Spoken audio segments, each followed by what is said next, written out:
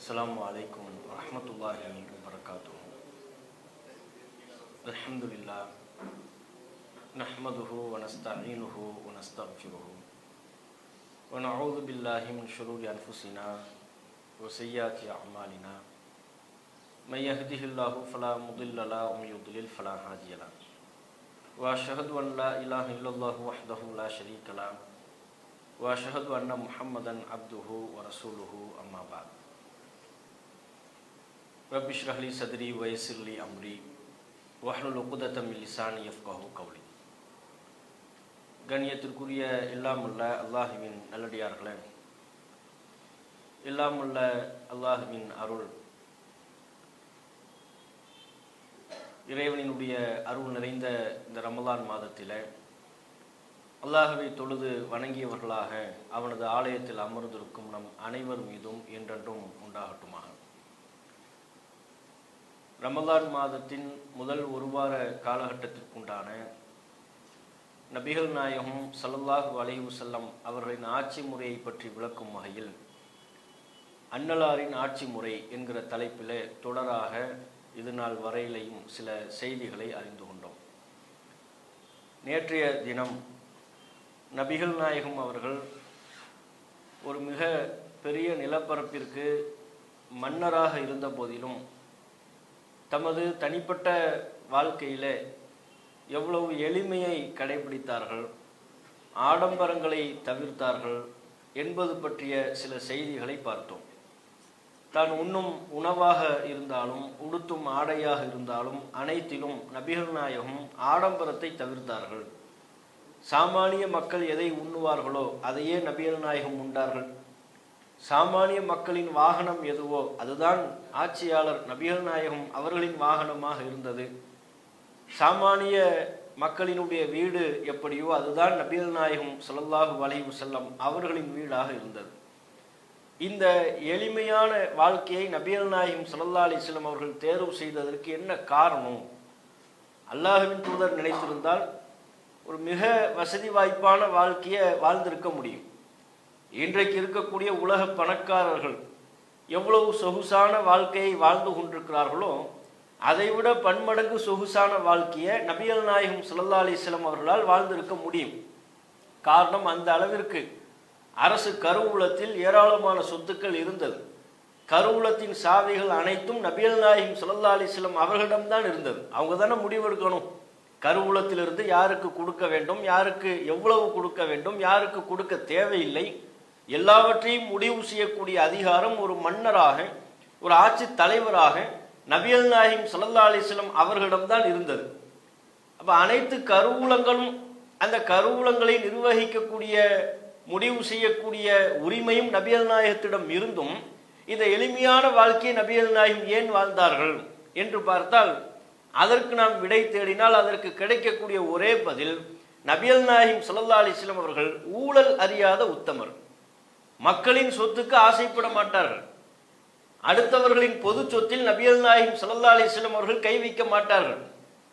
ஊழல் என்பது இன்றைய காலகட்டத்தை பொறுத்தவரையிலையும் இன்றைய அரசியல் வாழ்க்கையில ஊழலும் அரசியலும் பிரிக்க முடியாத ஒன்று. அரசியல் என்றாலே அதில் ஊழல் மலிந்து கிடப்பதை நாம் பார்க்கிறோம். எல்லாவற்றிலையும் மோசடிகள் நிறைந்து இருக்கிறது. சர்வ சாதாரணமாக சிறிய விவகாரத்திலிருந்து பெரிய விவகாரம் வரையிலையும் அரசு சம்பந்தப்பட்ட அனைத்து துறைகளிலேயும் ஊழல் புரையோடி போயிருப்பதை நம்ம பார்க்கிறோம். ஒரு ரேஷன் கடைக்கு போனாலும் சரி, அங்கிருந்து ஆரம்பிக்கக்கூடிய ஊழல் நாடாளுமன்றம் வரையிலையும் ஊழல் என்கிற அந்த விஷயம் மிகைத்து நிற்பதை நாம் பார்க்க முடியும். அரசியலுக்கு வருகிற எந்த ஒரு அரசியல்வாதியாக இருந்தாலும் துவக்கத்தில் ஒரு பெரும் முழக்கத்தை முன்வைப்பார். நான் ஊழலை ஒழிக்க போறேன் அப்படின்னு சொல்வார். எனக்கு நீங்கள் வாக்கு செலுத்துங்கள், என்னை ஆட்சியாளராக தேர்வு செய்யுங்கள், நாங்கள் ஊழலை முற்றாக ஒழித்து விடுவோம் என்று அவர்கள் பல்வேறு விதமான முழக்கங்களை இடுவார்கள். எல்லா ஆட்சியாளர்களும் சொல்லி வைத்தார் போல் ஊழலை ஒழிப்பேன் என்று சொல்வார்கள். காங்கிரஸ் ஆட்சி காலத்தில் அண்ணா ஹசாரேன்னு ஒருத்தர் வந்தார், ஊழலை ஒழிக்க போறேன். இப்ப என்ன ஆனார்? ஊழல் இந்தியாவிலிருந்து முழுவதுமாக துடைத்து எறியப்பட்டு விட்டதா தெரியல. அப்ப ஊழலை ஒழிக்க போகிறோம் என்று சொல்லி ஏராளமான நபர்கள் நமது நாட்டிலே புறப்பட்டு வருகிறார்கள். எல்லா ஆட்சியாளர்களும் சொல்லி வைத்தார் போல் ஊழலை ஒழிப்பேன் என்கிறார்கள். அப்ப யாருதான் ஊழல்ல ஈடுபடுறது? ஊழல்ல ஈடுபடக்கூடியவர்கள் யார்? மக்களின் பொது சொத்தை அபகரிப்பவர்கள் யார்? மக்களுக்கு சொந்தமான பொதுவான அந்த பணத்திலிருந்து கையாடல் செய்யக்கூடியவர்கள், முறைகேடு செய்யக்கூடியவர்கள் யார்? இது மக்கள் மத்தியில் விடை தெரியாத ஒரு கேள்வியாக இருக்கிறது. சர்வ சாதாரணம் அந்த லஞ்சம், ஊழல் இதுவெல்லாம் நீங்க யார்கிட்ட கேட்டாலும் இன்றைக்கு உள்ள காலம் எப்படி மாறிவிட்டது. ஆட்சியாளர்கள் என்ன சொல்லுவாங்க? நாங்கள் ஊழல் செய்யவில்லைன்னு யாருமே சொல்ல மாட்டாங்க. நீங்கள் செய்யவில்லையான்னு அடுத்த கட்சியை பார்த்து கேட்பாங்க. நீங்கள் ஊழல் செய்யவில்லையா? உங்களினுடைய வண்டவாளங்களை சொல்லவா? உங்கள் மீது சுமத்தப்பட்டிருக்கிற ஊழல் குற்றச்சாட்டுக்களை சொல்லவா என்று அடுத்தவர்களை நோக்கி விரல் நீட்டக்கூடிய வகையில்தான் நாங்கள் ஊழல் செய்யவில்லை என்று இன்றைக்கு எந்த ஆட்சியாளர்களும் சொல்வதில்லை, எந்த கட்சிக்காரர்களும் சொல்வதில்லை. நீங்கள் ஊழல் செய்வதில்லையா என்று எதிர்கேள்வியை எழுப்பி அதற்கு உரிய பதிலாக ஆக்கி விடுகிறார்கள். அப்படின்னா என்ன? ஊழல் சர்வ சாதாரணமா சகஜமா மக்களால் ஏற்றுக்கொள்ளப்பட்ட ஒரு அம்சமாக மாறிவிட்டது. மக்கள்கிட்ட இன்னைக்கு அது ஒரு பெரிய பிரச்சனையா இல்லையே. மக்களின் பொருளாதாரத்தை சூறையாடுகிறார்கள். மக்களிடமிருந்து வரியாக வசூலிக்கப்படுகிற பொருளாதாரத்தை வீணடிக்கிறார்கள், பால்படுத்துகிறார்கள், மோசடி செய்கிறார்கள் என்பதை தெரிந்தும் கண்டும் காணாமல் இருக்கிறார்கள் என்று சொன்னால் அதற்கு என்ன காரணம்? ஊழல் யாருதான் செய்யல? ஊழல் இல்லாத தலைவர், ஊழல் செய்யாத கட்சிகள் எல்லாம் இன்றைக்குள்ள காலகட்டத்தில் பார்க்க முடியாது. இன்றைக்குள்ள அரசியல்ல இது சர்வ சாதாரணம் என்கிற லெவல்ல மக்களினுடைய மனநிலையும் வந்து விட்டது. அப்படியான ஒரு காலகட்டத்தில் தான் நாம் வாழ்ந்து கொண்டிருக்கிறோம். சமீபத்திய பத்திரிகைகள்ல கூட நீங்க பார்த்திருப்பீங்க. ஊழல் நம்ம நினைக்கிறது இந்த 50 ரூபா டேபிளுக்கு அடியில் 50 ரூபா வாங்குறது, பைக் ஓட்டிட்டு ஹெல்மெட் இல்லாம போனோம்னா அவர்கிட்ட இருந்து ஒரு 50 ரூபா வாங்குறது, இந்த வடிவத்தில் மட்டும் இல்லை. 50, 100, 1000, 2000 இதை தாண்டி கோடிக்கணக்கிலையும் ஊழல் இருக்கிறது. சமீபத்தில் பத்திரிகையில் வெளியான செய்தி, 2014ஆம் ஆண்டிலிருந்து ஒரு 10 வருட காலம் 2024 வரையிலே இந்த 10 வருட காலத்தில் மத்திய அரசு 25 லட்சம் கோடி வாரா கடன்களை இனிமேல் இந்த கடன் பணங்கள் வரவே வராது என்று சொல்லி தள்ளுபடி செய்து விட்டார்கள். எவ்வளவு? 1 கோடி 2 கோடி இல்லை, 100 கோடி 1000 கோடி அல்ல, 25 லட்சம் கோடி. 1 லட்சம் 2 லட்சம் கோடிங்கிற மாதிரி 25 லட்சம் கோடி மொத்தமா 10 வருஷத்துல 2014 இருந்து 24 வரையிலே 10 வருடத்தை பூர்த்தி செய்வதற்கு உள்ளான அந்த காலகட்டத்திலேயே மத்திய அரசால் 25 லட்சம் கோடி கடன் தொகை தள்ளுபடி செய்யப்பட்டிருக்கிறது. சரி, தள்ளுபடி பண்ணிட்டாங்கல்ல, யாருக்கு தள்ளுபடி செஞ்சுட்டாங்க? கொடுக்க வேண்டாம்னு சொல்லி விவசாயிகள் கடன் வாங்கியிருக்கிறாங்களே, இந்த தள்ளுபடியில் விவசாயிகள் வர்றார்களா? இல்லை, விவசாயிகள் கிடையாது. பிள்ளைகளுடைய கல்விக்காக வேண்டி வங்கியில அலையோ என்று அலைந்து கடன் வாங்கியிருப்பார்களே, அந்த பெற்றோர்களினுடைய கடன் இதுல வருமா? வராது. சும்மா ஒரு சின்ன அளவுல வீடு கட்டுறதுக்காக வேண்டி வங்கியில போய் கடன் வாங்கியிருப்பானே, அந்த வீடு கட்டுவதற்குரிய கடன் இதுல வருமா? வராது. விவசாயிகளின் கடன் இதில் இல்லை. அவர்களுடைய கடன் தள்ளுபடி கிடையாது. அவன் வாங்கின 5000மோ 50000மோ கடன் வாங்கியிருப்பான். உரம் போடுறதுக்கு, விவசாயம் பண்ணுவதற்கு, அதற்குரிய கருவிகளை, டிராக்டர் போன்ற கருவிகளை வாங்குவதற்கு கடன் வாங்கியிருப்பான். அந்த கடன்லாம் தள்ளுபடி இல்லை. மாணவர்களின் கல்விக்காக வேண்டி வாங்கப்பட்ட கடன்களாக இருக்கும், அதற்கு தள்ளுபடி கிடையாது. வீடு கட்டுவதற்காக ஏழை பாளைகள் கடன் வாங்கியிருப்பார்கள், அந்த கடன்கள் தள்ளுபடி இல்லை. அப்ப இந்த 25 லட்சம் கோடி கடன் தள்ளுபடி என்பது யாருடைய கடன்? பெரும் முதலாளிகள், பெரும் பெரும் நிறுவனத்தினுடைய ஓனர்கள், அவர்களினுடைய கடன் தள்ளுபடி செய்யப்பட்டிருக்கிறது. அம்பானி, அத்தானி போன்ற பெரும் பெரும் நிறுவனங்களினுடைய முதலாளிகளினுடைய கடன் இருக்கிறது அல்லவா, அவை தள்ளுபடி. அவர்களுடைய கடன் தள்ளுபடி செய்யப்படுதுன்னா என்ன அர்த்தம்? அதனுடைய பொருள் என்ன? இவ்வளவு பெரும் தொகை கடன் தள்ளுபடி செய்யப்படக்கூடிய அந்த பணம் யாருடைய பணம்? ஆட்சியாளர்களின் சொந்த பணமா? நாம் செலுத்தக்கூடிய வரி பணம். சாமானிய மக்கள் தங்களுடைய ரத்தத்தை சிந்தி, உழைப்பாக சிந்தி அவர்கள் சம்பாதிக்கக்கூடிய பொருளாதாரத்திலிருந்து நேரடியாகவும் மறைமுகமாகவும் அரசு பல்வேறு வகையில நம்மிடமிருந்து வரியை வசூலிக்கிறார்கள் அல்லவா, அந்த வரி பணத்திலிருந்து தான் இத்தகைய பெரும் முதலாளிகளுக்கு 25 லட்சம் கோடி கடன்களை தள்ளுபடி செய்கிறார்கள். அந்த பக்கம் தள்ளுபடி பண்ணிட்டு நம்மிடமிருந்து வாங்குகிறார்கள், நம்மிடமிருந்து வசூலிக்கிறார்கள். அப்ப நம்மிடமிருந்து வரியாக வசூலிக்கப்படக்கூடிய பொருளாதாரம் நமக்கே பல்வேறு வகையில் தேவை உள்ள வகையில் செலவு செய்வதற்குரிய சூழல் இருந்தும் அவை செய்யப்படாமல் இருப்பதற்கு இந்த ஊழலும் இந்த முறைகேடும் இந்த மோசடியும் தான் அடிப்படை காரணம். இப்படி பல வடிவங்கள்ல ஊழல், பொதுமக்களினுடைய சொத்தை கையாளல் செய்யக்கூடிய, பொதுமக்களினுடைய பணத்தை அவர்களுக்கு செலவிடாமல் வெவ்வேறு வகையில் பண முதலாளிகளுக்கு செலவு செய்யப்படக்கூடிய சூழல் இன்றைய அரசியல் சூழல்ல சர்வ சாதாரணமா நம்ம பார்க்கணும். ஒரு பிறப்பு சான்றிதழ் வாங்க போகணும், எல்லோருமே பட்டிருப்போமா இல்லையா? இந்தியாவில் குறிப்பா தமிழ்நாட்டில் ஊழல் ஒளிந்து விட்டதுன்னு யாராவது ஒருத்தரை சொல்லுங்க. தூங்கிட்டு இருக்கணும், ஒரு 2 மணிக்கு போய் எழுப்போம், ஊழல் ஒளிந்து விட்டதான்னு கேட்போம். ஒளிந்து விட்டதுன்னு சொல்வாரா? அவருக்கு தெரியும் எதற்கெல்லாம் பணம் கொடுத்தால்தான் காரியம் நடக்கும். அரசு அலுவலகமாக இருந்தாலும் சரி, ஒரு தாலுகா ஆபீஸாக இருந்தாலும் சரி, அரசு மருத்துவமனையாக இருந்தாலும் சரி, ஒரு பிறப்பு சான்றிதழ் வாங்குவதற்கு கூட பிறப்பு சான்றிதழ் இருந்து இறப்பு சான்றிதழ் வாங்குற வரையிலையும் அரசு இயந்திரங்கள் அனைத்திலுமே டேபிள் கீழே ஒரு 50 ரூபாயோ 100 ரூபாயோ கொடுத்தா தான் காரியம் நடக்கும், இல்லாவிட்டால் காரியம் நடக்காது. இப்படித்தானே மக்கள் புரிந்து வைத்திருக்கிறார்கள். அப்ப இந்த பல்வேறு வடிவங்கள்ல ஊழல் இருக்கிறது அல்லவா? இந்த ஊழல் வாடையிலிருந்து நபிகள் நாயகம் ஸல்லல்லாஹு அலைஹி வஸல்லம் அவர்கள் முற்றிலும் விலகியவர்கள். பொதுமக்களின் சொத்தை பாதுகாத்த பாதுகாவலர் நபிகள் நாயகம் ஸல்லல்லாஹு அலைஹி வஸல்லம் அவர்கள். ரசூலுல்லாஹ்வுடைய ஆட்சியினுடைய மாடல் என்ன? மக்களின் பொருளாதாரமா? அது அவர்களுக்கு தான் செலவு செய்யப்பட வேண்டும். மக்களின் பொருளாதாரத்தை உரியவர்கள் அல்லாமல் வேறு யாருக்கும் சென்றடைந்து விடக்கூடாது. அதில் கண்ணும் கருத்துமாக நபிகள் நாயகம் ஸல்லல்லாஹு அலைஹி வஸல்லம் அவர்கள் இருந்தார்கள். ஊழலின் வாடை கூட படாத வகையில் அடுத்தவர்களின் பொருளாதாரத்தை மோசடி செய்வதை வேடிக்கை பார்க்கக்கூடியவர்களாக நபிகள் நாயகம் ஸல்லல்லாஹு அலைஹி வஸல்லம் அவர்கள் இல்லை. இப்படி ஒரு தலைவர், ஆட்சி தலைவரை, மக்களின் பொருளாதாரத்தை பாதுகாத்த ஒரு ஆட்சி தலைவரை நபிகள் நாயகம் தவிர்த்து வரலாற்றில் நம்ம பார்க்கவே முடியாது. எந்த அளவுக்கு ரசூல் ஸல்லல்லாஹு அலைஹி வஸல்லம் அவர்கள் பாதுகாத்திருக்கிறாங்க. அல்லாஹ்வின் தூதர் அவர்கள் திருக்குர்ஆன் வாயிலாகவே மக்களுக்கு எச்சரிக்கை செய்தார்கள். இந்த அதிகாரிகளுக்கு பணம் கொடுத்து காரியத்தை சாதிப்பது, இதை பண்ணாதீங்கன்ட்டாங்க. எவ்வளவு தெளிவான வார்த்தை! குர்ஆன் வாயிலாகவே எச்சரிக்கை செய்தார்கள். அதிகாரிகளுக்கு பணம் கொடுத்து அடுத்தவர்களின் பொருளாதாரத்தை அபகரிக்கக்கூடிய நோக்கத்தில் இந்த வேலையை நீங்கள் செய்யாதீர்கள். திருக்குர்ஆன்ல 2வது அத்தியாயம் 188வது வசனம் அல்லாஹ் சொல்கிறான். நபிகள் நாயகம் இந்த வசனத்தை சொல்லி மக்களுக்கு இந்த சட்டத்தை சொல்கிறார்கள். வலா தஅக்குலு அம்வாலக்கும் பைனக்கும் பில் பாத்தில், உங்களுடைய பொருளாதாரத்தை தவறான முறையில் உண்ணாதீர்கள். மக்களினுடைய அடுத்தவர்களுடைய பொருளாதாரத்துக்கு நீங்க ஆசைப்படாதீங்க. அதெல்லாம் ஊழல், அதெல்லாம் மோசடி பொருளாதாரத்திற்கு நீங்கள் ஆசைப்படாதீர்கள், அதை நீங்கள் உண்ணாதீர்கள்.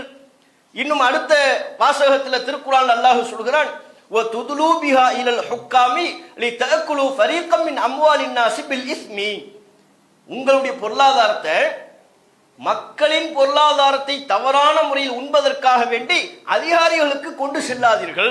அதிகாரிகள்கிட்ட பணத்தை கொடுத்து காரியத்தை சாதிக்கிறது, அதிகாரிகளுக்கு பணத்தை கொடுத்து மக்களின் பொருளாதாரத்தை பாவமான முறையில் உண்பது, இந்த காரியத்தில் நீங்கள் ஈடுபடாதீர்கள். வான்தும் தஅலமூன், தெரிந்து கொண்டே இதை செய்யாதீர்கள். இதெல்லாம் மதீனாவில் நடந்துச்சு. அல்லாஹ்வின் தூதர் இதை குறிப்பிடுகிறார்கள் என்றால் இதனுடைய பொருள் என்ன? மதீனாவில் யார்கிட்ட அதிகாரம் இருக்கும், யார் மக்களை நிர்வகிக்கிறார்களோ அவர்கள்ட்ட எதையாவது கொஞ்சத்தை கொடுத்து மக்கள் ஏனைய பிற மக்களினுடைய பொருளாதாரத்தை பாவமான முறையில் உண்பது, மோசடி செய்வது, ஊழல் செய்வது, இது நடைபெற்றதை நபிகள் நாயகம் ஸல்லல்லாஹு அலைஹி வஸல்லம் அவங்க பார்த்தாங்க. திருக்குர்ஆன் மூலமாக இதனை கண்டித்தார்கள். இது கூடாது என்று சொல்ல ஊழலுக்கு எதிரான சாட்டையை நபிகள் நாயகம் சுரட்டினார்கள். இந்த வேலையெல்லாம் வச்சுக்காதீங்க, இதெல்லாம் கூடாது, அதிகாரிகளுக்கு பணத்தை கொடுத்து காரியத்தை சாதிக்கிற இந்த தப்பு பண்ணாதீங்க, இது பாவம் என்று நபிகள் நாயகம் ஸல்லல்லாஹு அலைஹி வஸல்லம் அவர்கள் உணர்த்தினார்கள். அதே மாதிரி இந்த ஊழல்ங்கிறது எந்த வடிவத்திலையும் வரும் என்பதை புரிந்து கொண்ட நபிகள் நாயகம் ஸல்லல்லாஹு அலைஹி வஸல்லம் அவர்கள் தம்முடைய ஆட்சியின் கீழ்நிலை அதிகாரிகளாக ஊழியர்களாக இருக்கிறார்கள் அல்லவா, அவர்கள்ட்ட இந்த ஊழலின் வாடை வந்துவிடக் கூடாது என்பதில் கண்ணும் கருத்துமா இருந்தாங்க.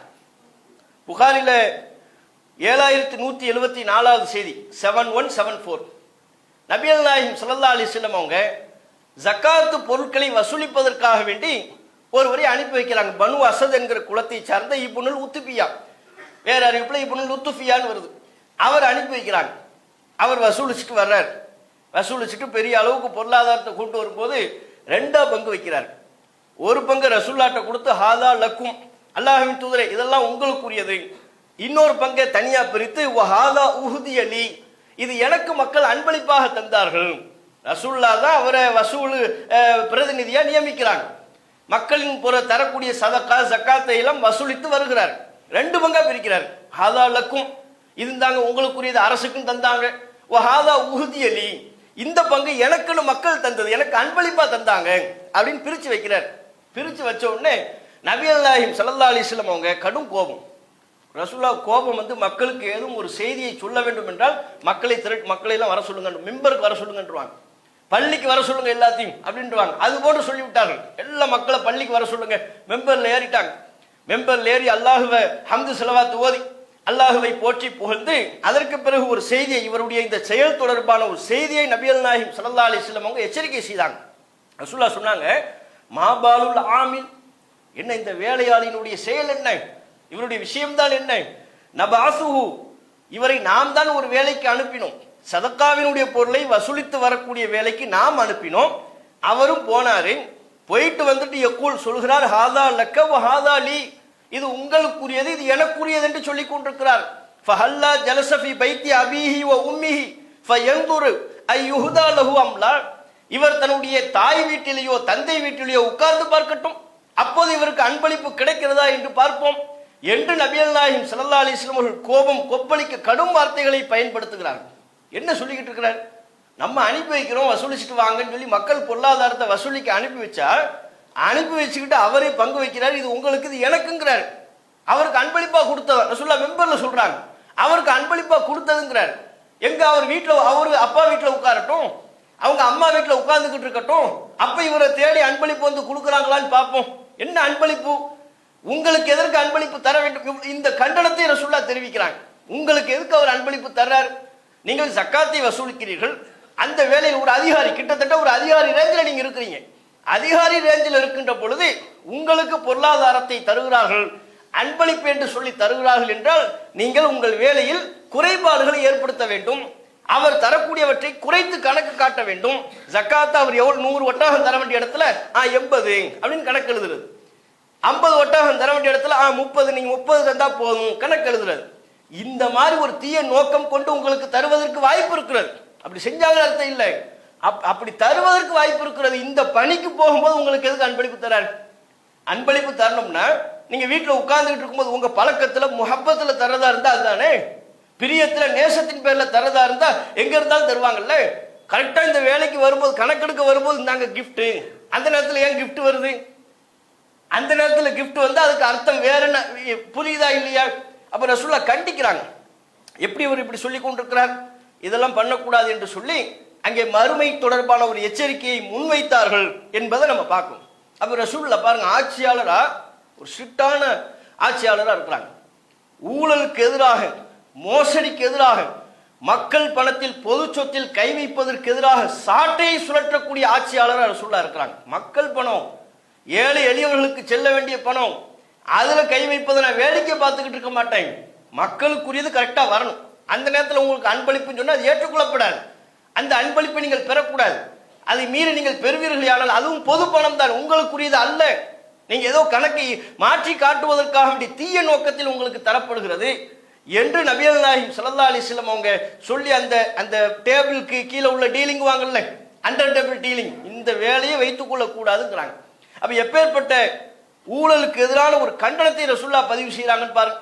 இதே போல முஸ்லிம்ல பதிவு செய்யப்பட்ட ஒரு செய்தி, ஹைபர் யுத்தம், அந்த யுத்தத்துல ஒருத்தர் கொல்லப்படுறார், சஹாபாக்கள் அவரை பத்தி ஃபுலானுன் ஷஹீத் ஃபுலானுன் ஷஹீத் அப்படிங்கிறாங்க, அவர் ஷஹீத் பா, அவர் ஷஹீத் அப்படிங்கிறாங்க, கொல்லப்பட்டார் ஷஹீத், அல்லாஹ்வுடைய பாதையில உயிர் நீத்து விட்டார், உயிர் தியாகி உயிர் தியாகி அப்படின்னு அவர் பேரை சொல்லி சொல்றாங்க.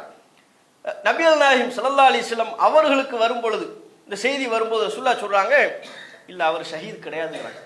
சஹாபாக்கள் சான்றளிக்கிறார்கள் அவர் ஷஹீத் உயிர் தியாகி என்று. நபிகள் நாயகம் சொல்கிறார்கள், இல்லை அவர் ஷஹீத் அல்ல. ஏன், கல்லா இன்னி ரஐதுஹு ஃபின்னாரி, அவரை நான் நரகத்தில் பார்த்தேன். யாரு, எல்லோரும் சஹாபாக்கள்லாம் யாரு ஷஹீத் என்று சொல்கிறார்களோ அவர் குறித்து நபிகள் நாயகம் சொல்றாங்க, கல்லா இன்னி ரஐதுஹு ஃபின்னார், நான் அவரை நரகத்தில் பார்த்தேன். என்ன காரணத்தினால, ஃபி புர்தத்தின் அலைஹா அவ் அபாஅத்தின், ஒரு போர்வையை எடுத்துக்கொண்டதற்காக அவர் நரகத்தில் இருப்பதை நான் பார்த்தேன். போர்ல வெற்றி கிடைத்த கனிமத்து பொருள், அதுல போர்வையும் இருக்கிறது.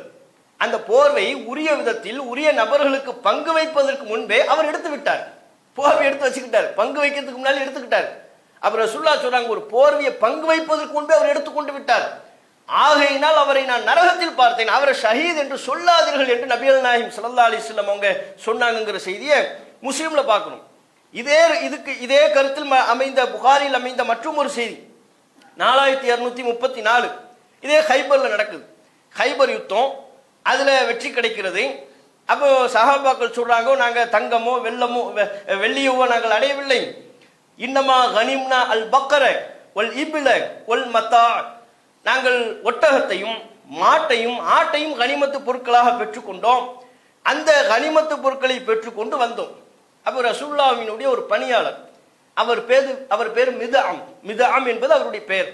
ரசூலுல்லாஹ்வுடைய ஒட்டகத்துல சரக்கு ஏத்துறது, பொருளை ஏத்துறது இறக்குறது, இந்த வேலையை பார்த்துக்கிட்டு இருந்தார்.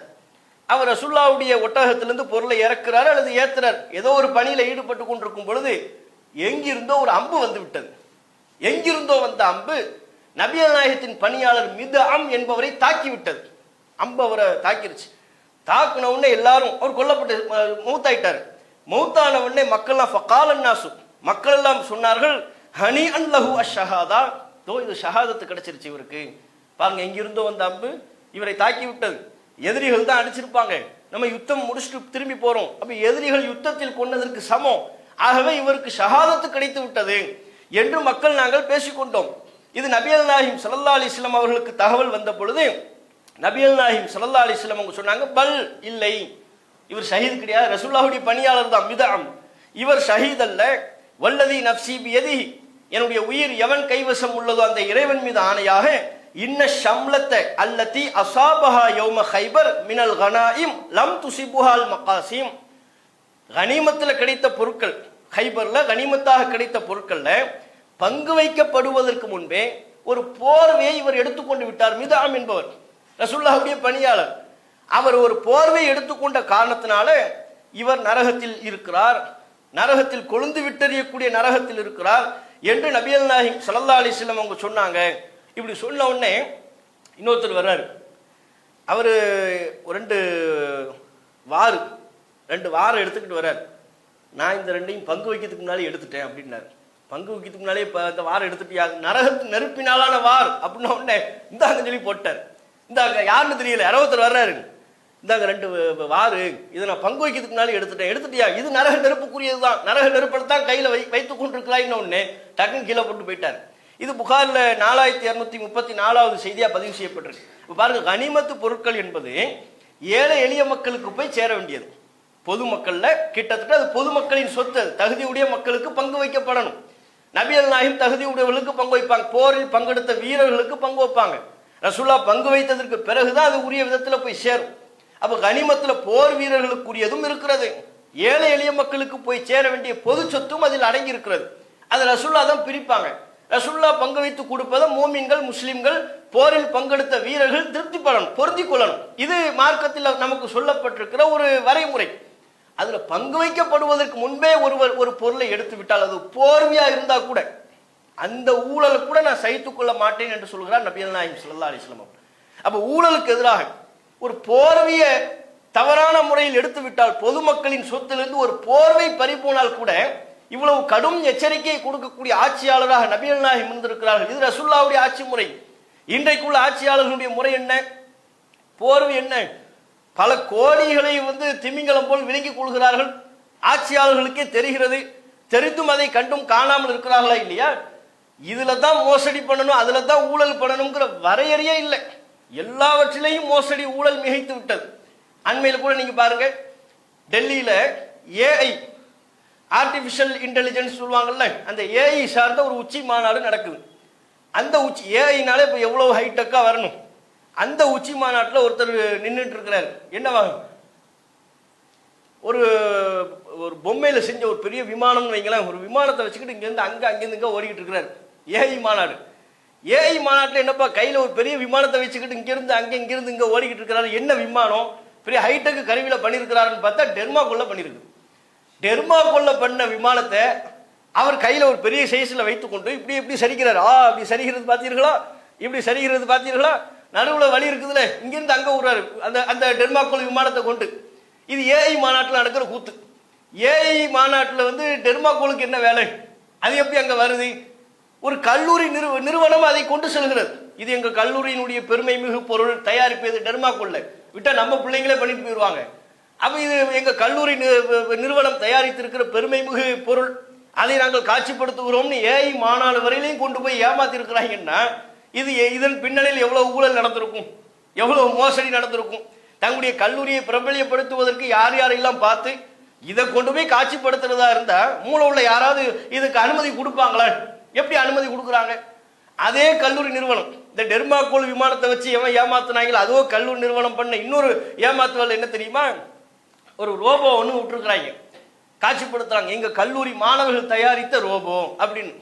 அது வருது, அந்த எல்லாம் வந்து பார்த்தா ஆச்சரியப்படுறாங்க, சூப்பரா இருக்க, கை கொடுத்தா அது கை கொடுக்குது, சுத்துனா சுத்துது, குட்டிகன் அடிக்குனா குட்டிகன் அடிக்குது, கிட்டத்தட்ட எல்லா வித்தையும் பண்ணுதுன்னு வைங்களேன். குரங்கு வித்த மாதிரி எல்லா வித்தையும் பண்ணுது, நிறைய பேசுது, நிறைய விஷயங்கள் அறிவார்ந்த விதத்தில் அது கருத்துக்களை சொல்லக்கூடிய வகையிலையும் இப்படி பல செயல்பாடுகளை செய்யுது ரோபோ. அது என்ன கடைசியில் என்னடா இது, எப்படி மாணவர்கள் இவ்வளவு அறிவா இந்த ரோபோவை தயாரிச்சாங்கன்னு பார்த்தா சீனாவில் தயாரிச்ச ரோபோ ஆன்லைனில் ஆர்டர் பண்ணி வாங்கிட்டாங்க. சீனாவில் தயாரித்த அந்த ரோபோவை ஆன்லைனில் ஆர்டர் பண்ணி பணம் கொடுத்து வாங்கி அதை எங்க கல்லூரி மாணவர்கள் தயாரித்தார்கள் என்று சொல்லி ஏஐ உச்சி மாநாட்டில், அந்த உச்சி மாநாட்டில் தான் யார் யாரெல்லாம் பங்கெடுக்கிறார்? சுந்தர் பிச்சை பங்கெடுக்கிறார். உலகத்தில் உள்ள பல்வேறு தலைவர்கள் பங்கெடுக்கக்கூடிய உச்சி மாநாடு. அப்போ பல்வேறு உலக தலைவர்கள் பங்கெடுக்கக்கூடிய உச்சி மாநாட்டில் பில்கேட்ஸ் எல்லாம் கூட வரமாட்டேன்ட்டார். அவருக்கும் அழைப்பு இருக்கு. அவர் இந்த எப்ஸ்டைன் ஃபைல்ஸ்ல ஒரு பேர்லாம் அடிபட்டுச்சுல, அதனால என்ன நான் வரல, இந்த நேரத்தில் நான் வரல, மீடியாக்காரங்க ஏதாவது கேள்வி கேட்பாங்கன்னு பயந்துக்கிட்டு. இப்போ மோடி வகைராக்கள் எல்லாமே அப்படித்தானே இருப்பாங்க, மீடியாக்காரங்க கேள்வி கேட்பாங்கன்னு பயந்துக்கிட்டு நான் வரமாட்டேன்ட்டார். அப்ப பாருங்க, பல பல தலைவர்கள் பங்கெடுக்கக்கூடிய மாநாட்டில் டெர்மாக்கோலை வச்சு விமானம் உச்சி மாநாடு, சைனாவில் உள்ள தயாரித்த பொருளை நான் எங்க மாணவர்கள் தான் கண்டுபிடிச்சாங்கன்னு சொல்லி அங்கே விளம்பரப்படுத்துகிறார்கள். உலக அரங்கில் இந்தியாவுக்கு பெரும் தலைக்குனிவு ஏற்பட்டிருக்கிறது என்பதை பார்க்கிறோம். அப்ப இந்த செய்தி நமக்கு எதை சொல்லு? இதை காட்சிப்படுத்துறதுக்கு போறாங்கன்னா பல பேருக்கு பணம் கொடுத்து, அண்டர் டேபிள் சொல்லுவாங்கல்ல, டேபிள் கீழே பல பேருக்கு பணம் கொடுத்து அங்க போய் பதிவு செஞ்சா தானே இது சாத்தியம். அப்ப பல வகையில இந்த விவகாரத்தில் ஊழல் நடந்திருக்கிறது, அப்படித்தான் நம்ம பார்க்கணும். அப்ப நபிகள் நாயகம் ஸல்லல்லாஹு அலைஹி வஸல்லம் அவர்கள் எந்த வகையிலையும் ஊழலை ஏற்றுக்கொள்ளாதவர்களா இருந்தாங்க. ஊழல்ங்கிறது எந்த ஒரு போர்வையா இருந்தாலும் சரி, சின்ன ஊசியா இருந்தாலும் சரி, அதுக்கு எதிராக கடும் கண்டனத்தை, மக்கள் பணமா அதுல கை வைக்க கூடாது, யாரும் கை வைக்க கூடாது. ஒரு பேரித்த பலமா இருந்தாலும் சரி. நபிகள் நாயகம் ஸல்லல்லாஹு அலைஹி வஸல்லம் அவங்க வீட்டில் ஒரு சம்பவம் நடக்குது. ரசூலுல்லாஹ்வுடைய பேரப்பிள்ளை அலி ரலியல்லாஹு அன்ஹு அவருடைய மகன் ஹசன் சதக்காவினுடைய பேரித்தம்பலம். பொதுவாக ரசூலுல்லாஹ்வுடைய வீடும் மஸ்ஜித் நபவி பள்ளிவாசலும் பக்கம் பக்கமா இருக்கும். பள்ளிவாசல்ல சதக்காவினுடைய பேரிச்சம்பளத்தை குவிச்சு வச்சிருப்பாங்க. ஹசன் என்ன பண்றாங்க, ரசூலுல்லாஹ்வுடைய பேரப்பிள்ளை அதுல இருந்து ஒரு பேரிச்சம்பளத்தை எடுத்து சாப்பிடுறாரு, வாய்க்குள்ள போடுறாரு. போட்ட உடனே நபிகள் நாயகம் இதை பார்க்குறாங்க. கால நபி ஸல்லல்லாஹு அலைஹி வஸல்லம், அல்லாஹ்வின் தூதர் அவர்கள் ஹசன் அவர்களை நோக்கி, ஹசன் ரலியல்லாஹு அன்ஹு அவர்களை நோக்கி சொல்கிறார்கள், கிஹ் கிஹ், துப்பு துப்புங்கிறாங்க. கிஹ்னா என்ன? சி அப்படிங்கிறாங்க. சி துப்பு துப்பு என்று சொல்லிவிட்டு, அமா ஷஅன்த, நீ உணர மாட்டாயா, அறிந்து கொள்ள மாட்டாயா, அன்னா லா நஅகுலு சதகா, நாம் நபியின் குடும்பத்தாராகிய நாம் சதக்காவின் பொருட்களை சாப்பிடக்கூடாது, இது உனக்கு தெரியாதா? வேறு வேறு அறிவிப்புகளை தெளிவாக வருகிறது. அஃபலா தஅலமு அன்ன ஆல முஹம்மதின் லா தஅகுலுஹு சதகா, முஹம்மதின் குடும்பத்தாராகிய நாம் சதக்காவை உண்ண மாட்டோம், இது உனக்கு தெரியாதா? யார்கிட்ட? ஹசன் ரலியல்லாஹு அன்ஹு அவர்களிடத்துல நபிகள் நாயகம் ஸல்லல்லாஹு அலைஹி வஸல்லம் அவங்க சொல்றாங்க. பேரித்தம்பள குவியல் பக்கத்துல வந்து விளையாடி கொண்டிருக்கிறார்கள்னா அப்ப அவங்க விளையாட்டு பருவம், அந்த பருவத்தில் இருக்கிறாங்கன்னு தானே அர்த்தம். சின்ன பிள்ளை விளையாடுற பருவம், என்ன பொருள்னு தெரியாம பேரிச்சம்பளத்தை ஒரு துண்டு எடுத்து, ஒரு பேரிச்சம்பளத்தை எடுத்து சாப்பிடுறாங்க. அதை கூட ரசூலுல்லாஹ் விட மாட்டேங்கிறாங்க, துப்புங்கிறாங்க. வாயில விரல விட்டு அந்த பழத்தை எடுத்து வெளியே போட்டு விட்டார்கள். கடும் கண்டனத்தை அந்த சிறுவனிடம் நபிகள் நாயகம் ஸல்லல்லாஹு அலைஹி வஸல்லம் அவர்கள் பதிவு செய்கிறார்கள். நபியின் குடும்பத்தாராகிய நாம சதக்கா பொருளை சாப்பிடக்கூடாதுப்பா, தொடக்கூடாது, தெரியாதா உனக்கு என்று கண்டனத்தை பதிவு பண்றாங்க. ரசூலுல்லாஹ் வந்து பாதையில் நடந்து போயிட்டு இருக்கிறாங்க, மஸ்ஜித் நபவிக்கு பக்கத்துல கீழே ஒரு பேரிச்சம்பளம் கிடக்குது. அப்ப ரசூலுல்லாஹ் சொல்றாங்க, நான் பாதி நடந்து வந்துகிட்டு இருக்கிறேன், ஒரு பேரித்தம்பளம் இருந்தது, எடுத்துட்டாங்க, எடுத்து வாய் கிட்ட வரையும் கொண்டு போயிட்டாங்க. சாப்பிடலாம் என்று நினைத்தேன், இன்னி ஹஷீத்து அன் தக்கூன சதக்கா, அது சதக்கா பொருளாக இருக்குமோ என்று பயந்து நான் அப்படியே போட்டு விட்டேன். ஏன்னா மஸ்ஜித் நபவிக்கு பக்கத்துல இருக்குதுன்னா அது என்ன சதக்கா பொருளா இருக்க வாய்ப்பு இருக்கு, ஒரு சாத்தியம் இருக்கிறது. அப்ப அது சதக்கா பொருளா இருந்தா நபியோ நபியின் குடும்பத்தாரோ சாப்பிடக்கூடாது, அன்பளிப்பா இருந்தா சாப்பிடலாம். அன்பளிப்பு என்பது ஒரு பிரியத்தின் பேரில் கொடுப்பது, சதக்கா என்பது தர்மம் என்பது இறக்கப்பட்டு கொடுக்கிறது. ஏழ்மை நிலையில இருக்கிறாங்க, வறியவர்களாக இருக்கிறாங்க அப்படின்னு இறக்கப்பட்டு கொடுத்தா அதுக்கு பேர் சதக்கா. அன்பின் நிமித்தமாக நம்ம கொடுத்தோம்னா அது அன்பளிப்பு. அன்பளிப்பு என்பது யாருக்கும், பணக்காரனுக்கும் கொடுப்பாங்க, செல்வந்தர்களும் கொடுப்பாங்க, ஏழைக்கும் கொடுப்பாங்க. சதக்கா என்பது ஏழைகளுக்கு மட்டும் கொடுக்கப்படுகின்ற ஒன்று. அப்படி ஏழைகளுக்கு மட்டும் இறக்கப்பட்டு கொடுக்கப்படுகிற சதக்கா இருக்கிறது அல்லவா, அது நபியும் சாப்பிடக்கூடாது, நபியின் குடும்பத்தாரும் சாப்பிடக்கூடாது. அது சட்டம், மார்க்கத்தில் அல்லாஹ் அவர்களுக்கு நமக்கு சொல்லப்பட்டிருக்கிற சட்டம். அந்த சட்டத்தின்படி ஒரு பேரிச்சம்பழத்துண்டை சாப்பிட்றத ஹசனுக்கு கண்டிக்கிறாங்க. தான் ஒரு பேரிச்சம்பழத்தை எடுக்கிறது, ஆக இது தர்ம பொருளா இருந்துட்டு என்ன செய்யறது, சாப்பிட மாட்டேங்கிறாங்க. ரசூலுல்லாவுக்கு யாரும் ஒரு பொருளை கொண்டு வந்து இருந்தாங்க, சாப்பிடுங்கன்னு பாலை கொண்டு வந்து தருவாங்க, பழங்களை கொண்டு வந்து தருவாங்க. தந்த ரசூலுல்லாஹ் கேட்கிற முதல் கேள்வியே இது ஹதியாவா சதக்காவா அப்படின்னு கேட்பாங்க. கொண்டு வரீங்களே, எனக்கு தானே தரீங்க, எனக்கு ஹதியாவாக அன்பளிப்பாக தருகிறீர்களா அல்லது என் மீது இறக்கப்பட்டு சதக்காவாக நீங்கள் தருகிறீர்களா? அன்பளிப்பு என்று சொன்னால் ரசூலுல்லாஹ் ஏற்றுக்கொள்வார்கள், இல்லை இது சதக்கான்னு சொன்னால் ஏற்றுக்கொள்ள மாட்டார்கள். அப்போ ரசூல் ஸல்லல்லாஹு அலைஹி வஸல்லம் அவங்க பாருங்க, சதக்கான அது ஏழைகளுக்குரியது. ஏழைகளுக்குரிய அந்த பொருளாதாரத்தில் ஒரு பேரித்தம்பள துண்டாக இருந்தாலும் சரி, யாரும் நம்ம குடும்பத்தார் சாப்பிடக்கூடாது. எவ்வளவு கண்ணும் கருத்துமா இருக்கிறாங்க. இதே மாதிரி ஃபாத்திமா ரலியல்லாஹு அன்ஹா அவங்க ஒரு முறை தம்முடைய கணவர் அலி ரலியல்லாஹு அவங்க இடத்துல சொல்லிக்கிட்டு இருக்கிறாங்க, வீட்டு வேலை பார்த்து கையெல்லாம் காய்ச்சி போச்சு, என்ன செய்த நேரத்தில் கடுமையாக வலிக்குதுங்கிறாங்க. அப்போ அவங்க அலி அவங்க சொல்கிறாங்க, ரசூலுல்லாவுக்கு சில அடிமைகள்லாம் வந்திருக்கிறாங்க, உனக்கு வேணும்னா நீ போய் ஒரு காதிம் ஒரு பணியாளர் ரசூலுல்லாஹ்ட்ட போய் கேளு அப்படிங்கிறாங்க. இதை அறிந்து கொண்டு ஃபாத்திமா ரலியல்லாஹு அன்ஹா ரசூலுல்லாஹ்வுடைய விருப்பத்திற்குரிய மகள் ரசூலுல்லாஹ் வீட்டுக்கு வர்றாங்க.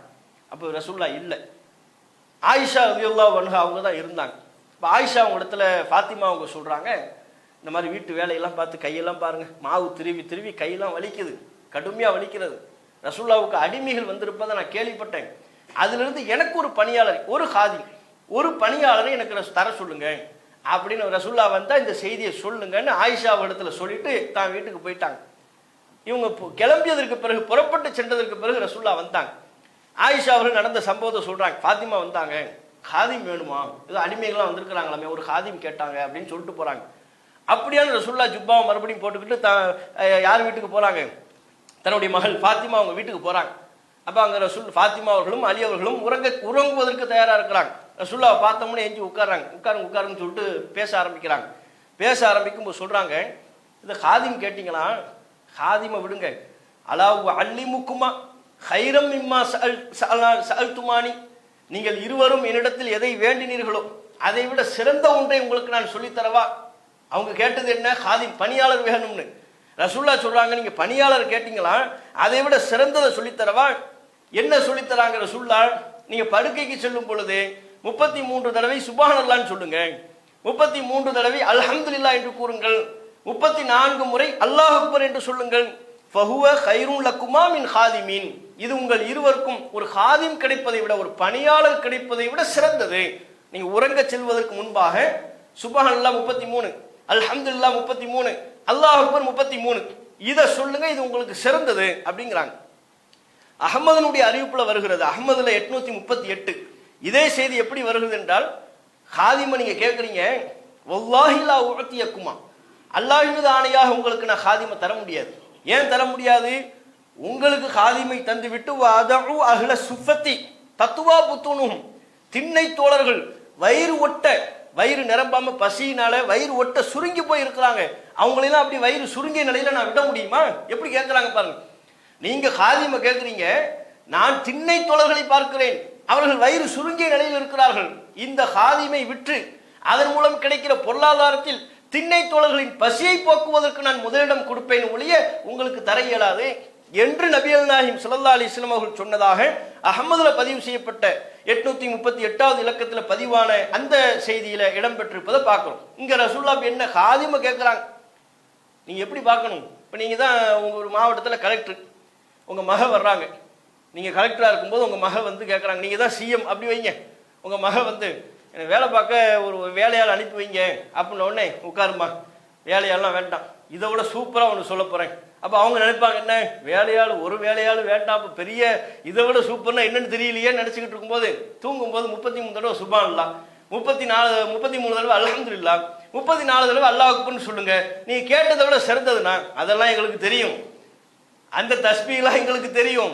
எங்களுக்கு இப்ப நான் என்ன கேட்கிறேன், எனக்கு ஹாதிம் வேணும், அதை சொல்லுங்கன்னா செலவுக்கு 1 லட்ச ரூபாய் பணம் தாங்கன்னு உங்க மகன் கேட்கறாங்க, உங்க மகன் கேட்கறாங்க. அதை விட சிறந்ததை சொல்லவா? சொல்லுங்க. நம்ம 1 லட்ச ரூபாய் கேட்டோம், நம்ம அத்தா நமக்கு எப்படியும் ஒரு 2 லட்ச ரூபாய் தருவார் போல இருக்கு. அவர் கொடுக்குற பில்டப்பை பார்த்தா ஒண்ணுமில்லப்பா, ஒழு செஞ்சுட்டு ஒரு 2 ரக்கா தொழு அப்படின்ன உடனே போங்கத்தா உங்க உங்க உங்க பேச்சே வேண்டான்ட்டுருவார். 2 ரக்கா தொழுறது எங்களுக்கு தெரியும், 1 லட்ச ரூபாய் தாங்க, எங்களுக்கு செலவுக்கு பணத்தை தாங்க, இதெல்லாம் நடக்கும். ஆனா அங்க பாருங்க, ரசூல் ஸல்லல்லாஹு அலைஹி வஸல்லம் அவங்க இடத்துல ஹாதிமை கேட்கறாங்க. ரசூலா யாரை பார்க்கறாங்க? சொந்த மகளை விட அஹ்லு சுஃபாவை பார்க்கறாங்க, திண்ணை தோழர்களை பார்க்கறாங்க. அவங்க வயிறு ஒட்டிய நிலையில இருக்கிறாங்க, பசி பட்டினியில இருக்கிறாங்க.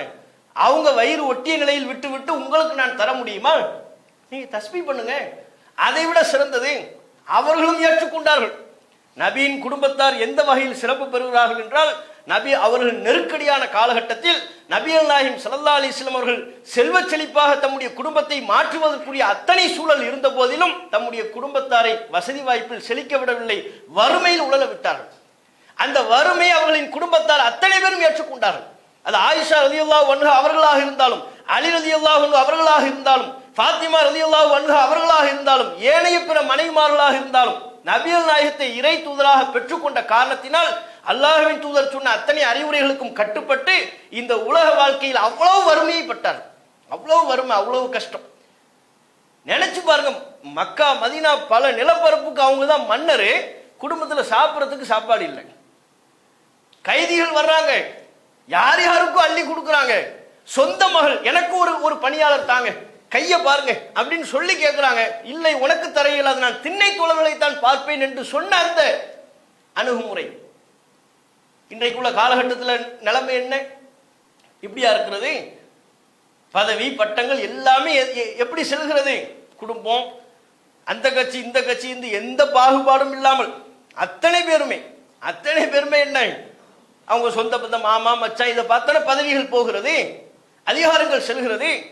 அதுல கூட பாருங்க, அவங்க ரசூலுல்லாஹ் சொன்ன ஆலோசனை ஏற்றுக்கொண்டார்கள். தஸ்பீஹ் செய்ய சொன்னாங்கல்ல, அலி ரலியல்லாஹு அன்ஹு அவங்க சொல்றாங்க, ரசூலுல்லாஹ் அன்னைக்கு சொன்னதுக்கு அப்புறம் நான் தூங்கும் போது கரெக்டா அந்த தஸ்பீஹ் செஞ்சிருவேன், தஸ்பீஹ் நான் விட்டதே இல்லை அப்படிங்கிறாங்க. உடனே அதை கேட்கிற ஒருத்தர், அவர் ஈராக் வாசி, அவர் கேட்கிறாரு, ஒலா லைலத்த சிப்பின் யுத்தம் நடைபெற்றது, அன்னைக்கு கூட நீங்க விடலையா? இவர் எங்க போயிட்டாரு? சிப்பினுக்கு போயிட்டார். அலி அவர்களுக்கும் முஆவியா அவர்களுக்கும் நடைபெற்ற சண்டை, ரசூலுல்லாஹ் மௌத்துக்கு அப்புறம் கிட்டத்தட்ட ஒரு ஹிஜ்ரி 30, 36, 37 நடைபெறக்கூடிய நிகழ்வு. அதுக்கப்புறம் தான் அந்த செய்தியை சொல்றாருன்னு அப்போ அர்த்தம். சிப்பின் நடந்துச்சு, அப்போ கூட நீங்க விடலையா? அலி அவர்கள் பதில் சொன்னாங்க, உங்களுக்கு நீங்க சிப்பின் ஆரம்பிச்சீங்களா, சரி போச்சு விடுங்க. வலா லைலத்த சிப்பின் யுத்தத்தின் போதும் நான் இந்த தஸ்பீஹ் செய்வதை விடவில்லை. யுத்த காலத்தில் இருந்த போதிலும் கூட, சிப்பின் யுத்தத்திலும் கூட இந்த தஸ்பீஹை நான் விடவில்லைங்கிறார். அப்படின்னா எந்த அளவுக்கு ரசூலுல்லாஹ் சொன்ன அந்த அறிவுரையை எந்த சூழல்ல கேட்டாங்க, ரசூலுல்லாஹ் எந்த சூழல்ல சொன்னாங்க, ஆனா அது விடாம கடைபிடிச்சிருக்கிறாங்க பாருங்க. இதுதான் ரசூல் ஸல்லல்லாஹு அலைஹி வஸல்லம் அவர்களுடைய அணுகுமுறை. தம்முடைய குடும்பத்தார்கள் யாரும் இது மாதிரி இன்றைக்கு இருக்கக்கூடிய ஆட்சியாளர்கள்லாம் அவங்க தகப்பனார் இருக்கிறாங்க, அவங்க பாட்டனார் இருக்கிறாங்க, அவங்க கணவர் இருக்கிறாங்க, அவங்க மனைவி இருக்கிறாங்க என்பதை பயன்படுத்தி கொண்டு உலகத்தில் பல்வேறு ஆதாயங்களை பெற்றுக் கொள்கிறார்கள். அவங்க மாமனோ மச்சானோ அரசியல் அதிகாரத்தில் இருந்து விட்டால் கூட அவர்களுடைய சொந்தக்காரர்களில் கடைசி நிலையில் இருக்கக்கூடிய ஒருவர் கூட ஆதாயம் பெறக்கூடிய சூழல் இருக்கிறது. ரசூலுல்லாஹ் இந்த குடும்பத்தை காரணம் காட்டி ஆதாயம் பெறக்கூடிய ஒரு வாசல் திறந்து விடக்கூடாது என்பதற்காகவே அதை அடைக்கிறாங்க. நபிகள் நாயகம் ஸல்லல்லாஹு அலைஹி வஸல்லம் சொன்னாங்க, உலகம் உள்ள வரையிலையும் கூட லா நூரசு மா தரக்குனா சதக்கத்துன், நாங்கள் விட்டு சென்ற சொத்துக்களுக்கு யாரும் வாரிசாக முடியாது, எங்களுடைய குடும்பத்தில் உள்ள யாரும் வாரிசாக கூடாது, சதக்கா எல்லாமே தர்மமாகும் என்று நபிகள் நாயகம் ஸல்லல்லாஹு அலைஹி வஸல்லம் சொன்னாங்க. புகார்ல 6727வது செய்தியாக பதிவு செய்யப்பட்டிருப்பது பார்க்கணும்.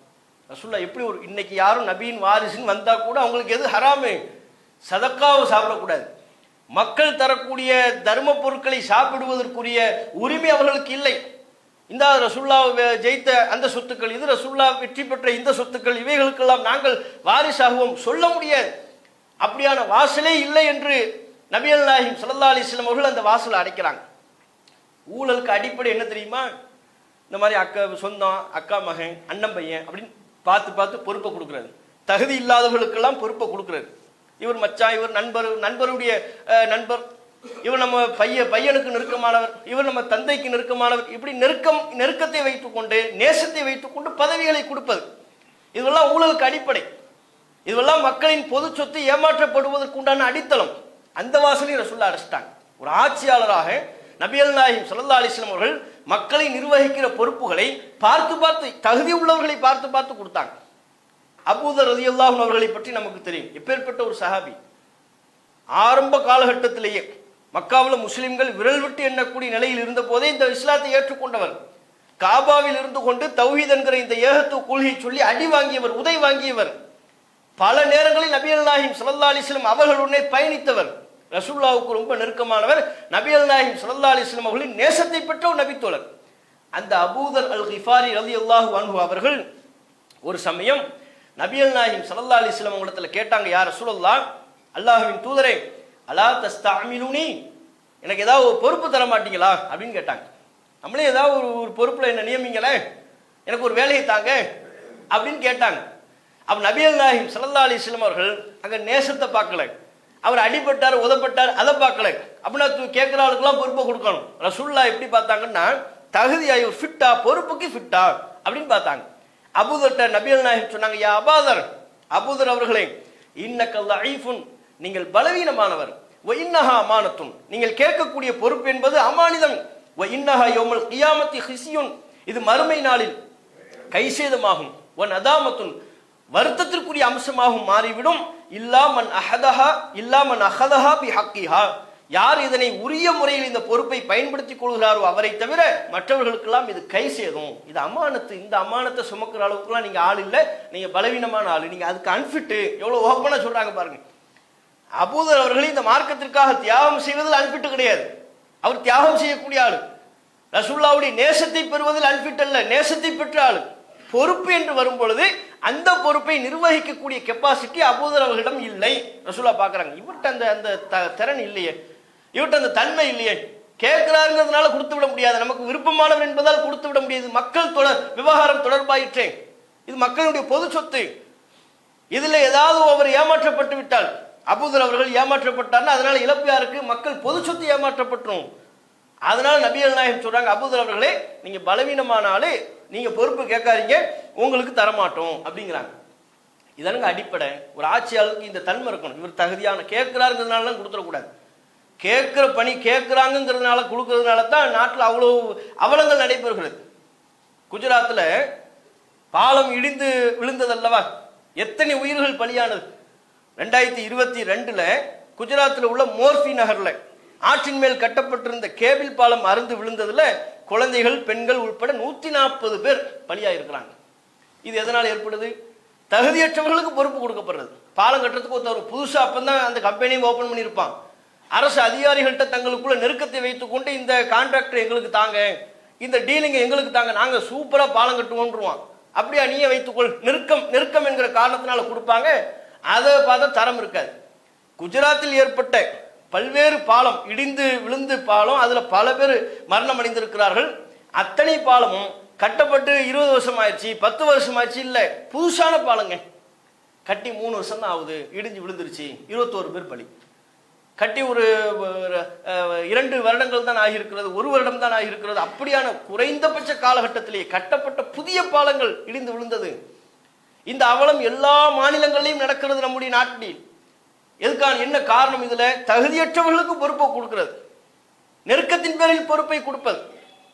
நபிகள் நாயகம் சொன்னார்கள் அல்லவா, இதா துய்யாத்தில் அமானத்து ஃபன்ததிரி ஸாஅ, அமானிதம் பால்படுத்தப்படுமையானால் மறுமை நாளை நீங்கள் எதிர்பாருங்கள் என்று நபிகள் நாயகம் ஸல்லல்லாஹு அலைஹி வஸல்லம் அவர்கள் சொன்னதற்கு ஏற்ப அமானிதத்தை பேணாதவர்களுக்கெல்லாம் பொறுப்பை அள்ளி கொடுக்குறாங்க ஆட்சியாளர்கள். எனக்கு இவர் தெரிஞ்சவர், என் மனைவிக்கு வேண்டப்பட்டவர், இவர் மச்சானுக்கு வேண்டப்பட்டவர், என் பிள்ளைக்கு வேண்டப்பட்டவர், என் நண்பருக்கு வேண்டப்பட்டவர், இப்படி பொறுப்பை கொடுக்கறதுனால மக்கள் பணம் வீணடிக்கப்படுகிறது, மக்கள் உயிர் அதில் பலியாகக்கூடிய அவலம் ஏற்படுகிறது. அரசு எடுக்கிற டெண்டர் ஃபுல்லாக அப்படித்தானே, ஏலம் என்று சொல்வார்கள். முறையான ஏலமா? டெண்டர்ல ஃபுல்லாக ஏலம் எடுக்கிறது யாரு? எல்லா அரசு அதிகாரிகளோட தொடர்புல உள்ளவங்க, நெருக்கமானவர்கள், தங்களுடைய நெருக்கத்தை பயன்படுத்தி கொண்டு தகுதியற்றவர்களாக இருந்தாலும் அவர்களுக்கு அந்த டெண்டர் போய் சேர்ந்துடும். இதையெல்லாம் ரசூலுல்லாஹ் ரொம்ப கவனமா கவனிச்சாங்க.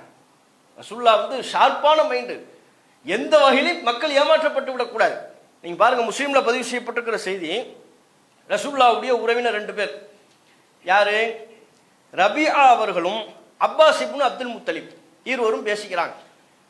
அவங்க 2 பிள்ளைகள் குறித்து பேசிக்கிறாங்க. அப்பாஸ் இப்னு அப்துல் முத்தலிப் அவருடைய மகன் ஃபதுல், ரபிஆ அவருடைய ஒரு மகன். இப்போ இந்த 2 பேரை பற்றி பேசி நம்ம 2 பிள்ளைங்க இருக்கிறாங்க, கல்யாண வயசு ஆகிப்போச்சு, ரசூல்லாட்ட நம்ம அனுப்பி வைப்போம். நபிகள் நாயகத்திடம் அனுப்பி வைத்தால் சதக்காவை வசூலிக்கக்கூடிய ஒரு வேலையை கொடுப்பார். எல்லாரும் சதக்கா வசூல் பண்றாங்கல்ல, அந்த வேலையை நம்ம பிள்ளைகளுக்கு கொடுக்கலாம். நம்ம பிள்ளைகளும் அந்த வேலையை பார்த்துக் கொள்வார்கள். அவ்வாறு நம்முடைய பிள்ளைகள் அந்த வேலையை பார்ப்பார்கள். ஆனால் அசாபா மிம்மா யுசீபுன் நாஸ், மக்களுக்கு என்ன பலன் கிடைக்கிறதோ அந்த பலனை நம்முடைய பிள்ளைகள் பெற்றுக் கொள்வார்கள். சதக்கா வசூலிக்கும் பொழுது அதுக்கும் ஒரு தொகை உதவியா கொடுப்பாங்கல்ல, ரசூல்லா கொடுக்குறாங்கல்ல, அதை நம்முடைய பிள்ளைங்க பெற்றுக்கொள்வார்கள். அவங்க கல்யாணத்துக்கு உதவியா இருக்கும். அதனால ரசூல்லாவை சந்திக்க அனுப்பி வைப்போம்னு பேசிக்கிட்டு இருக்கிறாங்க. அவங்க பிள்ளைகளும் இருக்கிறாங்க. அலி அவர்கள் வர்றாங்க. எல்லாம் ஒரு குடும்பம் தான். அலி ரலியல்லாஹு அன்ஹு வர்றாங்க. அலி அவர்கள் வரும்போது அலிட்ட கேட்குறாங்க, இந்த மாதிரி பேசிக்கிட்டு இருந்தாங்க, 2 பிள்ளைங்க வயசு ஆகிக்கிட்டே இருக்குல்ல, அவங்க கல்யாணம் பண்ணணும்ல, பொருளாதாரம் மகர் கொடுக்க அதெல்லாம் ஏற்பாடு பண்ணணும்ல, அதனால ரசூல்லாட்ட நாங்கள் அனுப்பி வைக்கலாம்னு இருக்கிறோம், இன்ன வேலையை கேட்டு அனுப்பி வைக்கலாம்னு இருக்கிறோம்னு அலி அவர்கள்ட்ட கருத்து கேட்குறாங்க. அப்போ அலி அவர்கள் சொன்னாங்க, லா தஃஅலா, அப்படி பண்ணிடாதீங்க. ஏன்? ஃபவல்லாஹி மா ஹுவ பிஃபாயிலின், ரசூல்லா அதெல்லாம் செய்ய மாட்டாங்க. நீங்க குடும்பம்ங்கிறதுனால ரசூல்லாட்ட போய் வேலை கேட்டீங்கன்னா அல்லாஹ்வின் தூதர் இதை செய்ய மாட்டார்கள், ரசூல்லாட்ட போய் கேட்காதீங்க அப்படிங்கிறாங்க. அலி அவர்கள் இந்த ஆலோசனையை சொன்ன உடனே ரபிஆ என்பவர் சொல்கிறார், எல்லாமே ஒரு குடும்பம் தானே, ரபிஆ அவர்கள் சொல்கிறார், வல்லாஹி மா தஸ்னஉ ஹாதா இல்லா நஃபாசத்தம் மின்க அலைனா, எங்க மேல பொறாமப்பட்டு நீங்க சொல்றீங்க, எங்க பிள்ளைய நாங்க அனுப்பி வச்சா ரசூல்லா வேலை கொடுத்துருவாங்களோன்னு நீங்க பொறாமப்படுறீங்க, எங்க மேல உள்ள பொறாமையினால் தான் இதை நீங்கள் சொல்கிறீர்கள். லக்கது நில்த சிஹ்ர ரசூலில்லாஹி ஸல்லல்லாஹு அலைஹி வஸல்லம் ஃபமா நஃபிஸ்னாஹு அலைக்க, நீங்கெல்லாம் ரசூல்லாவோட சம்பந்தமே பண்ணிக்கிட்டீங்க, அவங்க மகளை கல்யாணம் பண்ணீங்க, உங்க மேல நாங்க பொறாமையா பட்டோம், இப்படியே பேசுறாங்க. நீங்க ரசூல்லா மகளை கல்யாணம் பண்ணிட்டீங்க, ரசூல்லா குடும்பத்துல ஒரு ஆள் ஆயிட்டீங்க, உங்க மேல நாங்கெல்லாம் பொறாமப்படலையே, நீங்க எங்க மேல பொறாமப்படுறீங்க, எங்க பிள்ளை அங்க அனுப்ப வேண்டாங்கிறீங்க இப்படின்னு அலி அவர்கள்ட்ட பேசிக்கிட்டு இருக்கிறாங்க. அப்ப அலி அவர்கள் சொல்றாங்க, அப்படியா அப்படின்னு அனுப்பிடுங்க, நான் பொறாமப்படுறதா நினைக்கிறீங்களா, அர்சிலுஹுமா, உங்க விருப்பப்படியே 2 பேரையும் ரசூல்லாட்ட அனுப்பி வைங்க அப்படிங்கிறாங்க. இருவரும் ரசூல்லாட்ட போறாங்க. இருவரும் ரசூல்லாவை சந்திக்கிறாங்க, வீட்டில் சந்திக்கிறாங்க. ரசூல்லா துஹர் தொழுகைக்கு வேண்டி பள்ளிவாசல்ல இருக்கிறாங்க.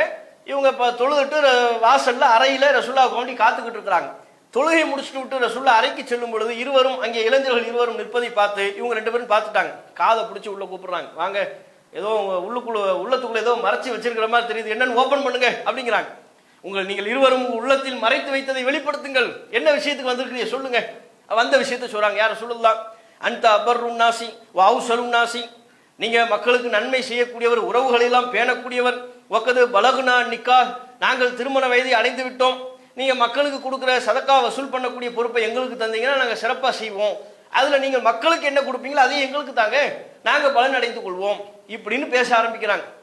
பேச ஆரம்பிக்கும் போது நபிகள் நாயகம் ஸல்லல்லாஹு அலைஹி வஸல்லம் அவங்களுடைய மனைவி அங்கு ஜைனப் ரலியல்லாஹு அன்ஹா அவங்க வாசல்ல நிக்கிறாங்க. பேச்சை ஸ்டார்ட் பண்ணவுமே, ஆஹா இந்த பேச்சில கேட்கறாங்க, சொந்தங்கிறதை வைத்துக் கொண்டு வேலை கேட்கறாங்க, இது ரசூலுல்லாஹ்வுக்கு பிடிக்காத. அலி அவர்கள் சொன்ன மாதிரியே திரைக்கு அப்பால் இருந்து கண்டிக்கிறாங்க, இதை பத்தி கேட்காதீங்க, கிளம்புங்கிறாங்க ஜைனப் அவங்க. அதை தெரியாம இவங்க பாட்டு பேசிக்கிட்டே இருக்கிறாங்க. பேசணும். ரசூலுல்லாஹ் கொஞ்ச நேரம் அமைதியா இருந்துட்டு அந்த 2 இளைஞர்கிட்ட சொன்னாங்க, இன்ன சதக்கத்தை லா தம்பகிலி ஆலி முஹம்மதின், முஹம்மதின் குடும்பத்தாருக்கு சதக்கா பொருட்கள் ஆகுமானது அல்ல. இன்னமாஹி அவுசாஹுன் நாஸ், இது மக்களின் அசுத்தம். சதக்கா என்பது ஏழைகளுக்கு போய் சேர வேண்டியது, நமக்கு இது அசுத்தம், நாம இதை பயன்படுத்தக்கூடாது. ஆகவே நீங்க இந்த வேலையை கேட்காதீங்க, உங்களுக்கு தர இயலாது என்பதை நபிகள் நாயகம் ஸல்லல்லாஹு அலைஹி வஸல்லம் அவர்கள் முகத்துக்கு நேரா சொன்னாங்க. அதே நேரத்தில் அவர்கள் திருமணத்திற்குரிய ஏற்பாடாக 2 சஹாபி கூப்பிடுறாங்க. மஹ்மியா என்கிற ஒரு நபித்தோழரையும் நௌஃபல் என்கிற நபித்தோழரையும் அழைத்து, இவங்க 2 பேருக்கும் உங்க பொண்ணை கொடுக்குறீங்களா அப்படின்னு கேட்கறாங்க. இல்ல ரசூலுல்லாஹ்வுடைய குடும்பம் தானே, அதனால அவங்களையும் கேட்கறாங்க. மஹ்மியாட்ட கேட்கறாங்க, நீங்க இவருக்கு பொண்ணை கொடுக்குறீங்களா? நௌஃபல்கிட்ட கேட்கறாங்க, நீங்க உங்க பொண்ணை இவருக்கு கொடுக்குறீங்களா? கல்யாணம் கொடுத்து வைக்கிறோம். உடனே நபிகள் நாயகம் ஸல்லல்லாஹு அலைஹி வஸல்லம் அவர்கள் தமக்கென்று இருக்கக்கூடிய பொருளாதாரத்திலிருந்து அவர்களுக்குரிய மஹர் ஏற்பாட்டை செய்தார்கள். அவங்க கேட்ட வேலையை கொடுக்கல, மஹரு செய்வதற்குரிய ஏற்பாட்டை தம்முடைய பொருளாதாரத்திலிருந்து கொடுத்தார்கள் என்கிற செய்தியை புகார்ல பதிவு செய்யப்பட்ட செய்தியாக நம்ம பார்க்கிறோம். புகார்ல 25:30 நம்ம பாருங்க, எந்த அளவுக்கு நபிகள் நாயகம் ஸல்லல்லாஹு அலைஹி வஸல்லம் அவர்கள் ஊழலுக்கு எதிரான செயல்பட்டு இருக்கிறாங்கன்னு பாருங்க. மற்றவங்களுக்குலாம் அள்ளி கொடுத்தாங்க, சொந்த பத்தங்களுக்கு கொடுக்க மறுத்தாங்க. காரணம் என்ன? இது பொதுமக்கள் சொத்து, பொதுமக்கள் சொத்து பொதுமக்களுக்கு. என்னுடைய குடும்பம், என்னுடைய சொந்தம், என்னுடைய மகள், என்னுடைய உறவு என்பதற்காக வேண்டி உங்களுக்கு நான் அள்ளி கொடுத்து விட முடியாது என்பதில் அவ்வளோ பொறுப்புணர்வோடு இருந்தார்கள். இந்த நேர்மை, பொது சொத்தை பயன்படுத்துவதில் இந்த அளவிற்கு கவனம் நபிகள் நாயகம் ஸல்லல்லாஹு அலைஹி வஸல்லம் அவர்களுக்கு இருந்த கவனம் இன்றைக்கு இருக்கக்கூடிய ஆட்சியாளர்களுக்கு இருக்குமேயானால் மக்களின் பொருளாதாரம் பாதுகாக்கப்படும். எல்லா வகையிலையும் மக்கள் சிறப்போடு வாழ்வதற்குரிய ஒரு சிறந்த ஆட்சி முறையாக அந்த ஆட்சி முறை இருக்கும். நபிகள் நாயகம் மதீனாவுக்கு வந்த பொழுது எல்லா வகையிலும் ஏமாற்று வேலைகள் இருந்தது. எல்லா வகையிலும் மக்களை ஏமாத்தினாங்க. பொருளாதாரத்தில், வியாபாரத்தில் ஏமாற்று வேலை இருந்துச்சு, மோசடி பண்ணாங்க. அதையெல்லாம் அடிச்சு நொறுக்கிட்டாங்க ரசூலுல்லாஹ். இந்த ஏமாத்துற வேலையெல்லாம் இருக்கக்கூடாது. ரைடு போவாங்க, அப்பப்போ ரைடு. ஒரு ஆட்சியாளர் அப்படிலாம் ரைடு போகிறத பார்க்க முடியுமா? நேராக போவாங்க, திடீர்னு பார்த்தா தானியத்துக்குள்ளே கை விடுவாங்க. கை விட்டு என்ன பொருள் ஈரமாக இருக்கு, இல்லை மழை பெஞ்சிருச்சா தான் ஈரம், வெளியில் தெரிகிற மாதிரி வைங்க. என்ன இடையில ஏமாற்ற பார்க்குறீங்களா? என் குடிமக்களை ஏமாற்றக்கூடாது, அந்த பொருள் வெளியே தெரியும்படி நீங்கள் வையுங்கள் என்று நபிகள் நாயகம் ஸல்லல்லாஹு அலைஹி வஸல்லம் அவங்க சொன்னாங்க. பாருங்க, மக்கள் ஏமாற்றப்படக்கூடாது என்பதில் எவ்வளவு பொறுப்பாக ரசூலுல்லாஹ் செயல்பட்டு இருக்கிறாங்க. இன்னைக்கு எல்லா வகையிலும் ஏமாத்து வேலை நடக்குது. ஆன்லைன்ல ஏமாத்து நடக்குது, வியாபாரத்தில் ஏமாற்று வேலை நடக்கிறது. இதையெல்லாம் ஆட்சியாளர்கள் பார்த்து வேடிக்கை பார்ப்பவர்களாக இருக்கிறார்கள் ஒழிய மக்கள் ஏமாற்றப்படுவதை தடுக்கக்கூடியவர்களாக ஆட்சியாளர்கள் இல்லை. அப்ப இந்த வகையில் நபிகள் நாயகம் ஸல்லல்லாஹு அலைஹி வஸல்லம் அவர்கள் குடிமக்கள் பொருளாதார ரீதியாக ஏமாற்றப்படக்கூடாது என்பதில் அல்லாஹ்வின் தூதர் எடுத்துக்கொண்ட கவனத்தை இன்றைய ஆட்சியாளர்கள் எடுப்பார்களேயானால் ஒரு சிறந்த நல்லாட்சியை வழங்க முடியும் என்பதை நபிகள் நாயகம் ஸல்லல்லாஹு அலைஹி வஸல்லம் அவர்களின் இத்தகைய வரலாற்று தரவுகள் நமக்கு சான்றளிக்கிறது என்பதை கூறி இன்றைய தின உரையை நாம் முடித்துக் கொள்வோம். இன்ஷா அல்லாஹ் நாளைக்கு நபிகள் நாயகத்தினுடைய ஆட்சி முறையில் வேறொரு அம்சத்தை நாம பார்ப்போம். வாஹிரு தாவானா அல்ஹம்துலில்லாஹி ரப்பில் ஆலமீன். சுப்ஹானக்கல்லாஹும்ம வபிஹம்திக அஷ்ஹது அன் லா இலாஹா இல்லா அன்த அஸ்தக்ஃபிருக வ அத்தூபு இலைக்.